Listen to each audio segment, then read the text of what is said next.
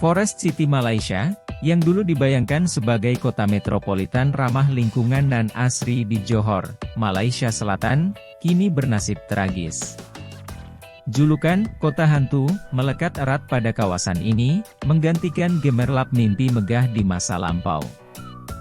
Nuansa suram dan minimnya pengunjung menyelimuti area yang dulunya diproyeksikan sebagai hunian modern bagi jutaan orang. Proyek yang nilainya diperkirakan mencapai 100 miliar dolar AS atau setara 1.500 triliun rupiah ini dibangun oleh pengembang properti Cina yang tengah terpuruk, Country Garden. Forest City terancam menjadi kota mati akibat krisis utang yang sedang dialami oleh pengembangnya, Country Garden. Namun, lebih dari itu, ternyata proyek ini telah menghadapi sejumlah tantangan yang signifikan sepanjang 10 tahun sejarahnya. Melansir Bloomberg, Forest City direncanakan akan menjadi kota buatan yang terdiri dari 4 pulau buatan di Selat Johor yang menghubungkan antara Malaysia dan Singapura. Kota buatan ini direncanakan akan menjadi tempat bagi lebih dari 1 juta penduduk. Namun, perjalanan menuju impian ini tidaklah mulus. Tantangan pertama adalah perlawanan politik dan masalah regulasi. Dalam 6 bulan sejak dimulainya proyek ini pada tahun 2014, pembangunan terhenti karena regulator Malaysia meragukan dampak lingkungan dari proyek ini. Bahkan, pemerintah Singapura juga mengungkapkan keprihatinan terhadap dampak Forest City terhadap perbatasannya yang berdekatan dengan Malaysia. Tantangan berikutnya datang dari pandemi COVID-19 yang menghentikan hampir segalanya. Pembangunan dihentikan dan banyak warga asing yang telah tinggal di Forest City memutuskan untuk meninggalkan kota ini. Dampak pandemi terhadap pasar real estate turut dialami oleh Forest City. Tantangan terbesar muncul dari sisi finansial. Pengembang Country Garden dilaporkan terlilit utang sebesar 2.875 triliun rupiah yang mengancam pembangunan proyek ini. Meski demikian, mereka masih optimis dengan mengklaim bahwa 80% dari unit perumahan di Forest City telah terjual. Forest City telah menjadi perbincangan luas, bukan hanya karena skala proyeknya, tetapi juga karena risikonya yang besar. Kota buatan senilai 1.500 triliun rupiah ini mungkin akan menjadi bukti dari taruhan besar dalam dunia real estate dengan segala keberaniannya dan risiko yang mengiringinya. Seperti diberitakan sebelumnya, pengembang properti Cina, Country Garden, dilaporkan sedang menghadapi krisis utang sebesar 2.875 triliun rupiah yang berpotensi gagal bayar. Terlepas dari optimisme Country Garden mengenai penyelesaian proyek tersebut, kenyataannya bertolak belakang dengan narasi pemasarannya yang ambisius. Awalnya, kawasan ini dikembangkan untuk menampung hampir 1 juta orang. Namun kemajuan Forest City berjalan lambat, dengan hanya 15% yang dilaporkan selesai 8 tahun, sementara perkiraan menunjukkan tingkat hunian hanya 1%. Kondisi Forest City Malaysia pada tahun 2024 ini jauh dari citra yang dipasarkan. Forest City dikritik karena letaknya yang terpencil, sehingga mendapat julukan seperti menyeramkan dan minim tempat rekreasi. Tepi pantai yang direklamasi kini memiliki tanda peringatan tentang buaya, kemudian terdapat taman bermain anak-anak yang sepi dan mobil-mobil antik yang ditinggalkan.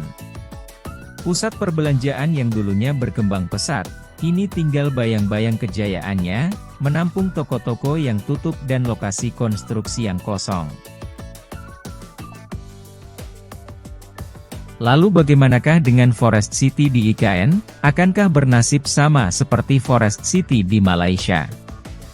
Kepala Otorita Ibu Kota Nusantara atau OIKN, Bambang Susantono pada acara Nusantara, City of Opportunities di Singapura menekankan bahwa salah satu hal yang perlu menjadi perhatian dari Nusantara adalah konsep kota hutan yang berkelanjutan atau Forest City, yang mana diyakini akan menjadi ibu kota negara yang pertama di dunia yang menerapkan konsep Forest City. Hanya 25% dari area Nusantara yang akan dibangun, sedangkan 75% sisanya akan menjadi area hijau yang termasuk 65% area tersebut tetap sebagai hutan tropis. Mengusung konsep Future Smart Forest City, fokus pembangunan IKN Nusantara seluas 256.000 hektar tersebut, pada tahap awal 2022 hingga 2024 ada pada kawasan inti pusat pemerintahan atau KIPP, seluas 1.600 hektar atau setara 25%. Dari total luas KIPP sebesar 6.600 hektar. Sisanya, 5.000 hektar akan dipertahankan sebagai area hijau. Hingga saat ini, sekitar 50 proyek konstruksi telah dilaksanakan Kementerian PUPR dengan total biaya Rp62 triliun yang bersumber dari anggaran pemerintah Indonesia, atau APBN. Berkaca dari kegagalan Forest City Malaysia, diharapkan proyek Forest City di IKN akan berjalan sukses di masa depan. Berdasarkan analisis dari Forest City di Malaysia, adapun faktor-faktor yang menyebabkan kegagalan Forest City Malaysia, yaitu pertama, pasar yang salah sasaran. Proyek Forest City Malaysia lebih difokuskan pada pembeli Tiongkok, mengabaikan pasar lokal Malaysia. Kedua, harga terlalu mahal. Harga yang begitu mahal tidak terjangkau bagi mayoritas penduduk Malaysia. Ketiga, lokasi terpencil. Lokasi pembangunan Forest City Malaysia jauh dari pusat kota dengan aksesibilitas terbatas. Faktor keempat, kekhawatiran politik. Banyak kritik terhadap dominasi Tiongkok dan dampak pada pasar lokal, sehingga memicu protes dari berbagai pihak. Berkaca dari Forest City Malaysia dapat diambil pelajaran untuk Forest City IKN, yaitu pertama memahami pasar. Penting untuk memahami kebutuhan dan kemampuan beli pasar lokal. Kedua, aksesibilitas. Memastikan kemudahan akses ke kota dan infrastruktur yang memadai. Ketiga, fasilitas lengkap. Menyediakan berbagai fasilitas publik, rekreasi, dan hiburan untuk menarik penghuni. Keempat, keseimbangan lingkungan. Menjaga kelestarian lingkungan dan meminimalkan dampak negatif. Dan kelima, komunikasi terbuka. Dalam pembangunan Forest City IKN perlu melibatkan masyarakat lokal dalam proses perencanaan dan pembangunan. Perbedaan potensial antara Forest City IKN dan Malaysia, yaitu sebagai berikut. 1. Dukungan pemerintah. IKN mendapat dukungan kuat dari pemerintah Indonesia, sedangkan Forest City Malaysia diwarnai kritik politik. 2. Perencanaan matang. Pemerintah Indonesia telah belajar dari kegagalan Forest City Malaysia dan berusaha menerapkan perencanaan yang lebih matang untuk IKN. 3. Fokus pada kebutuhan lokal. IKN diprioritaskan untuk memenuhi kebutuhan masyarakat Indonesia, berbeda dengan Forest City Malaysia yang diarahkan pada pasar Tiongkok.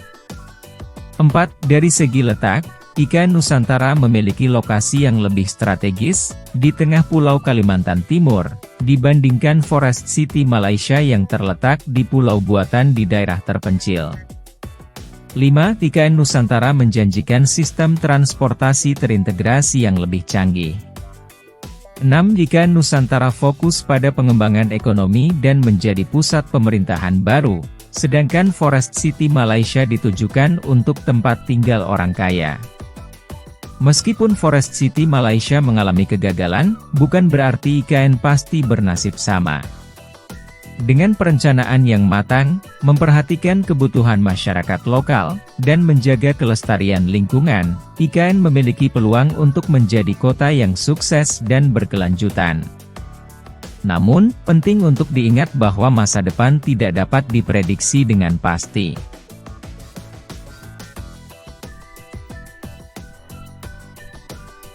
Keberhasilan IKN akan bergantung pada berbagai faktor, termasuk kondisi ekonomi, kebijakan pemerintah, dan perubahan demografis.